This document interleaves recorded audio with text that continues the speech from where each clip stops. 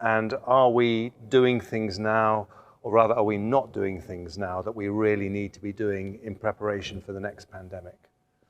Yeah, so it's 2015 that I gave the TED Talk and wrote a number of papers titled "We're Not Ready for the Next Pandemic." And sadly, that was a better forecast of what would happen than anyone would have wished for. You know, the economic damage, the deaths, it's been completely horrific. And I would expect that will lead the R&D budgets to be focused on things we didn't have today. You know, we didn't have vaccines that block transmission. We got vaccines that help you with your health, but they only slightly reduce the transmissions. We need a new way of doing the vaccines. We didn't get much in the way of therapeutics. Dexamethasone and now molnupiravir could help, but way less than should have been the case. We didn't get the diagnostics up and running in order to, achieve what at least Australia and New Zealand showed, that competent management could keep the death rate down pretty dramatically. And so I'm hoping in 5 years I can write a book called, We Are Ready for the Next Pandemic. But it'll take tens of billions in R&D that the US and the UK will be part of that. It'll take probably about $1 billion a year for a pandemic task force at the WHO level, which is doing the surveillance and actually doing what I call germ games, where you practice. You say, okay, what if a bioterrorist brought smallpox to 10 airports? How would the world respond to that? There's naturally caused epidemics and bioterrorism caused epidemics that could even be way worse than what we experience today. And yet the advances in medical science should give us tools that we could do dramatically better. So you'd think this would be a priority. The next year will be where those allocations have to get made, including this global pandemic task force. The nice thing is a lot of the R&D we need to do to be ready for the next pandemic are things like making vaccines cheap, having big factories, eradicating the flu, getting rid of the common cold, making vaccines just a little patch you put on your arm, things that will be incredibly beneficial even in the years when we don't have pandemics. So, along with the climate message and the ongoing fight against disease of the poor, the pandemic preparedness is something I'll be talking about a lot. And I think it'll find fertile ground because, we lost trillions of dollars and millions of lives. And, citizens expect their governments not to let that happen again. Now to a bizarre story involving the crash of a trailer full of monkeys headed to a lab and a woman now experiencing health problems after coming in close contact with the primates.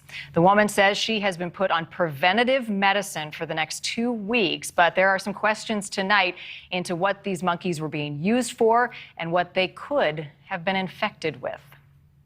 Look down in more and it pops up some monkey. Michelle Fallon never thought something like this would happen. I thought, well, zoo monkeys. I didn't know these were animal test monkeys. After witnessing a crash on a Pennsylvania highway and stopping to help, she learned the truck was carrying 100 monkeys from East Africa, headed for a Missouri test lab. I thought they were okay, they had their shots, they're good, they've been checked. I didn't know they could have diseases or whatever. After checking to make sure the driver was okay, she went up to the trailer full of crates, thinking there were cats inside. They had this green cloth over, so I peel it back and I go to stick my finger in there to try to pet it, and it pops its head up and I'm like, oh, it's a monkey. 3 of the monkeys escaped in the crash and 1 was recovered. 2 others were put down. But the hours-long escape forced health officials to issue an alert, warning the community not to come into close contact with the primates because the species commonly spreads herpes virus B. I'm like, well, I was there and I touched everything. That alert leaving Michelle on edge and unsure of what to do. Her close contact later leading to pink eye and flu-like symptoms. I walked through their poop, I touched their crates, I tried to pet them. So now I don't know what's going on. As a precaution, Michelle has now received her first rabies vaccination and has been prescribed antiviral medication as doctors continue to monitor her symptoms. Good afternoon, everybody. This is Steve Fletcher with a trumpet for my people. Today is May 20th, 2022, and I have a very important update for you guys. An extremely critical and important update that I want to get out to you.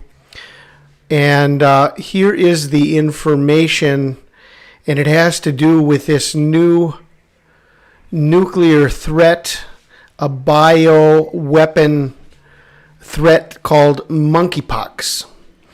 Now, here is the information. We have many reports coming in that show that in March of 2021, the Nuclear Threat Initiative held a drill for monkeypox terror attack, and it was set to begin on May 15th, 2022, and exactly on schedule, monkeypox has now begun.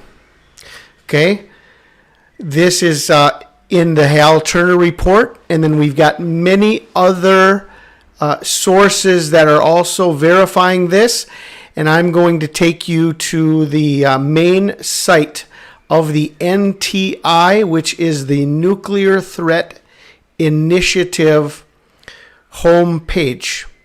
And I'm going to show you the original report from the NTI. Okay, new pandemic warning issued after 250 million die of monkeypox in horror war game simulation. Okay, here is this first part of this information that I want to share with you. Okay, so here is the NTI website. I will leave a link for you so that you can see what we are looking at. Strengthening global systems to prevent and respond to high consequence biological threats. Results from the 2021 tabletop exercise conducted in partnership with the Munich Security Conference. In March of 2021, NTI partnered with the Munich Security Conference to conduct a tabletop exercise on reducing high consequence biological threats.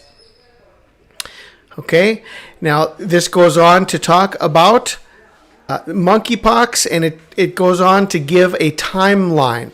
Now, as we are looking at the beginning of May here, as we're looking at May 15th as the beginning marker, I want you to all remember that on May 22nd, 2022, there's going to be a vote at the World Health Organization that is going to allow the World Health Organization to take over sovereignty of all the countries that give up their autonomy and sovereignty to the World Health Organization. In the case of a new global pandemic, the World Health Organization can call the shots and make the orders into all the countries. If they need to lock down the United States, they give their order, and the United States must submit to the World Health Organization. This vote is going to be on May 22nd. So within this time frame, we are seeing that it's connected to another global power grab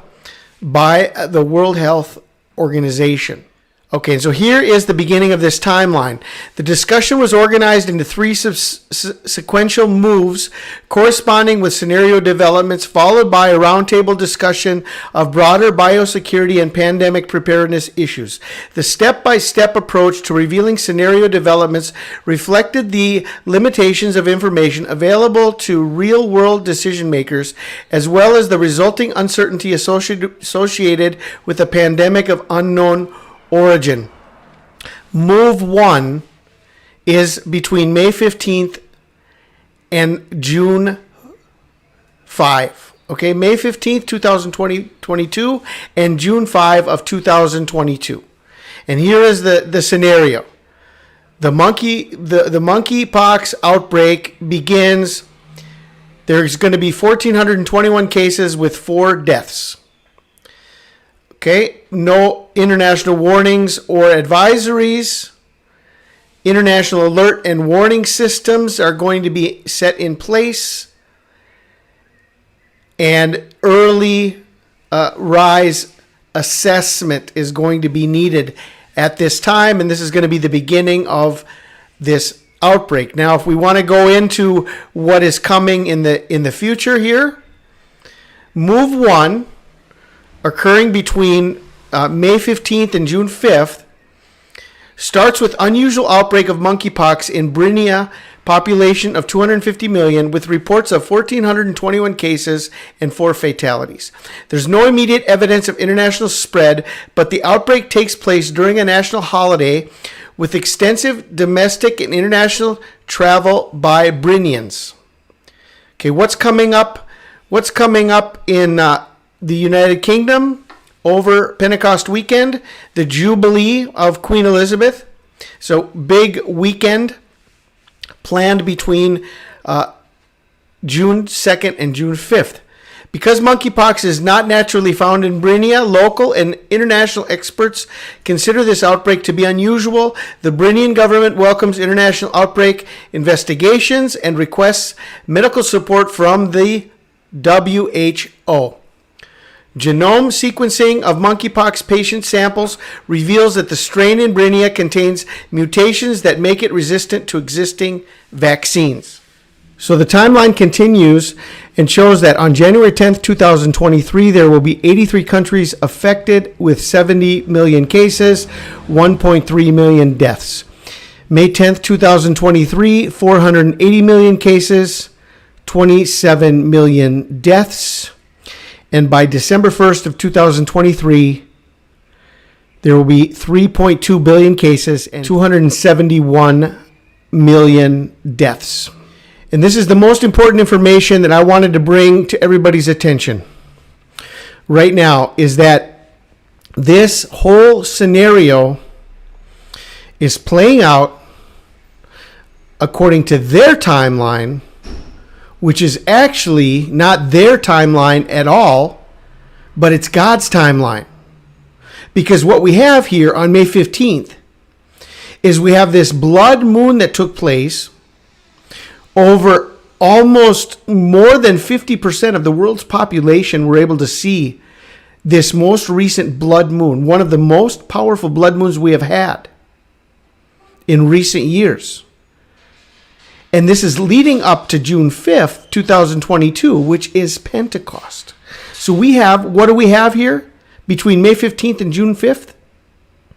If you consider carefully what this is, it's 21 days. Okay? This is the timeline they have given for their outbreak of monkeypox to begin on May 15th, and then the first move that they have to make is June 5th, Pentecost. It's a 21-day difference.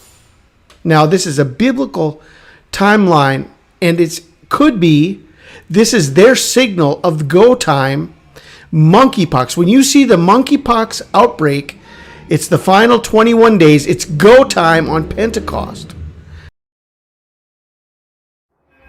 There are growing questions today around a new and deadly outbreak.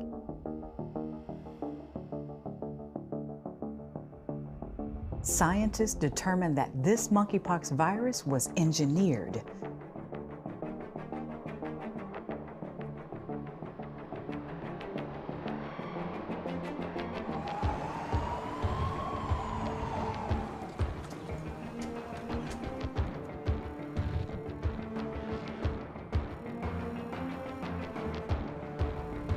With limited antiviral drugs and no known effective treatments, countries around the world are struggling to control another pandemic with already devastating effects.